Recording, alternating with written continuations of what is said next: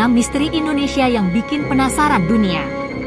Nusantara menyimpan banyak misteri yang belum terpecahkan. Ada jejak peradaban misterius, hewan-hewan dan tumbuhan aneh, kerabat nenek moyang manusia yang bertubuh mini, reruntuhan bangunan purba kolosal, dan benang merah sejarah Indonesia modern yang masih kusut.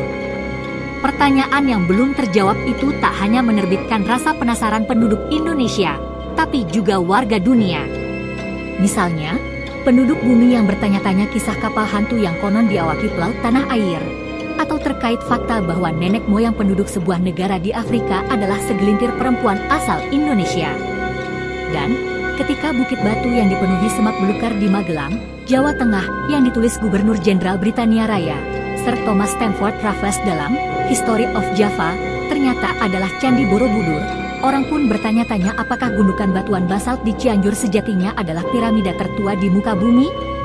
Berikut 6 misteri terkait Indonesia yang juga bikin penasaran dunia, seperti yang dikutip oleh Situle Channel dari berbagai sumber. 1. Kapal hantu orang Medan. Suatu hari di bulan Juni 1947, 2 kapal Amerika yang sedang berada di Selat Malaka, City of Baltimore dan Silver Star menerima pesan darurat dari kapal dagang milik Belanda, SS Orang Medan. Atau, Orang Medan, seorang operator di kapal Orang Medan mengirimkan kode Morse. Isinya, semua awak kapal, termasuk kapten terbaring sekarat di ruang peta, chartrom, dan anjungan. Mungkin semuanya telah meninggal dunia. Kemudian kalimat terakhir diterima. Aku akan mati, seperti dikutip dari Daily Mail, Jumat, 4 Desember 2015.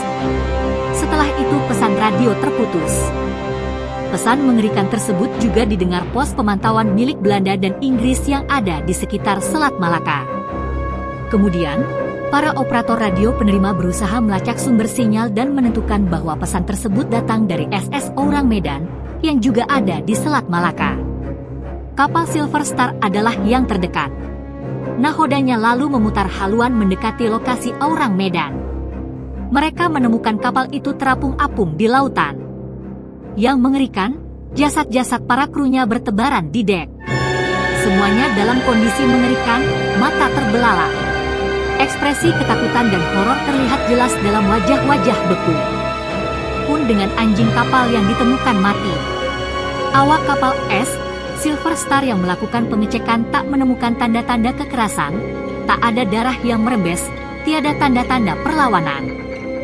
Kapten Silver Star memerintahkan agar tali pengeret dipasangkan ke Orang Medan, agar kapal tersebut bisa ditarik ke pelabuhan terdekat, agar aparat bisa menyelidiki apa gerangan penebar maut di bahtera tersebut. Namun, sebelum niatan itu terlaksana, asap tebal mengepul dari bagian kapal. Kemudian, ledakan terjadi. Orang Medan pun tenggelam. Semua bukti-bukti karam ke dasar laut. Legenda Orang Medan menyebar dari satu pelabuhan ke pelabuhan yang lain. Dijadikan artikel majalah-majalah spesialisasi kisah misteri.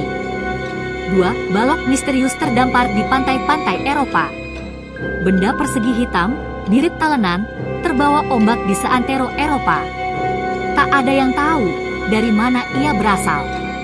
Hanya ada petunjuk kata, cipetir, yang tercetak di permukaan kenyal itu.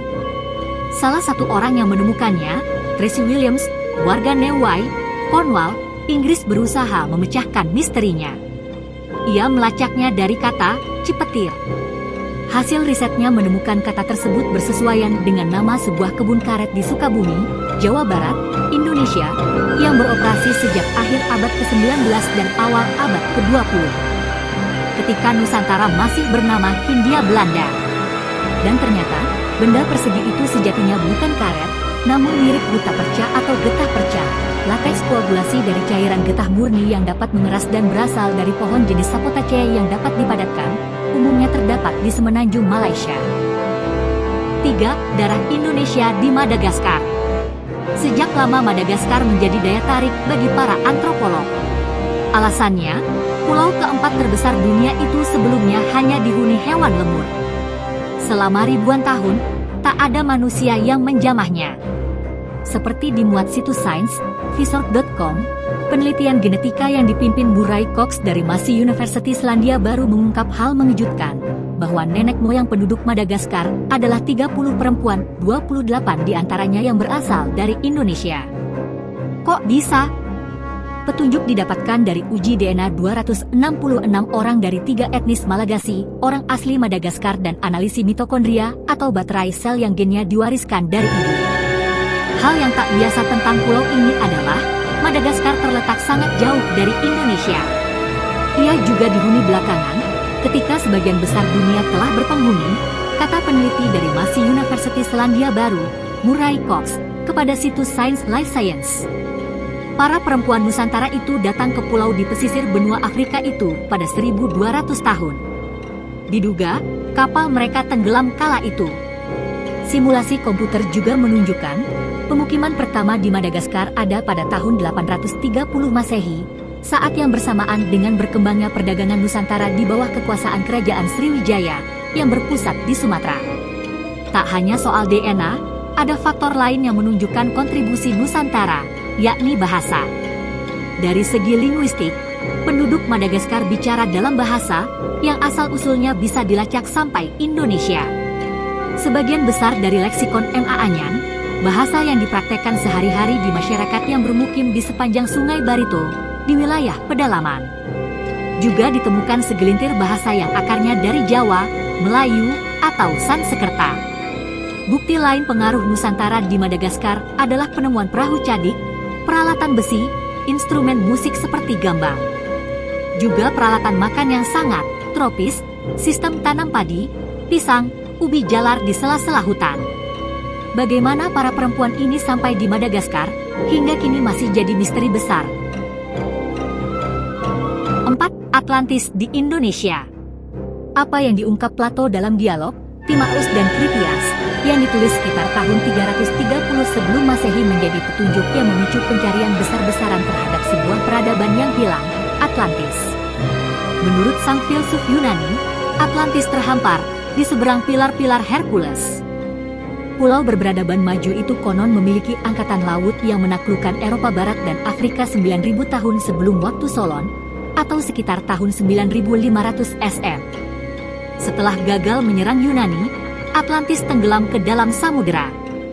Hanya dalam waktu 1 hari 1 malam, meski sejumlah orang menganggap apa yang diungkap Plato sebagai kiasan, sejumlah ilmuwan dan petualang berusaha menyibak lautan untuk mencari tahu di mana posisi Atlantis.